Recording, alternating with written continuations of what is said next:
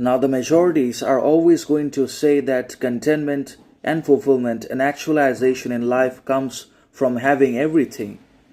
And obviously, all the things that is there that can be achieved, possessed, reached by the human power, influence, dominance, etc., and by also holding on to everything that we currently have into our lives, by not holding on to everything in our lives that can be held onto and that can be possessed, acquired, dominated, that we're always going to remain poor, miserable, tormented, troublesome, unsatisfied, that we're always going to have to suffer from and struggle with unconditional kind of poverty, misery, crises into our lives in one way or another, because we're not having everything, because we don't have everything that is possession, wealth, riches, honors, and externalities and other objective pleasure and materialistic possession into our lives, because we're not chasing and running after and for everything. But that is an absolute lie. That is not really the truth, because contentment comes not from everything, not from having, acquiring, possessing everything in life, and certainly not from holding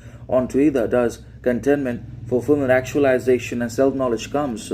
But they all come into ourselves almost unconditionally. When we are not holding on to anything at all, when we are absolutely indifferent, individual, sovereign, when we're not even trying for anything, does success, miracle happens and unfolds before ourselves. And that means contentment comes from absolutely having nothing, because the nothing is everything. When we realize that everything ultimately loses its meaning, value, significance, trust, because it's all enticement, it's all momentary luring that tempts us to possess everything.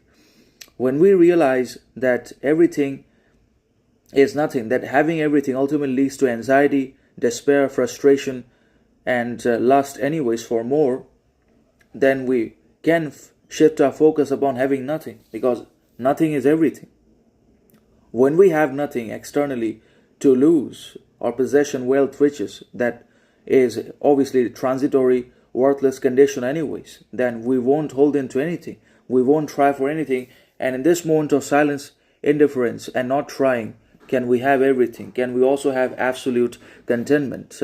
Comes from not holding on to anything, anyone in life, but from letting go of everything that cannot be held back, that cannot be achieved, by letting go, by sacrificing, by obviously suffering loss, by obviously holding on to nothing.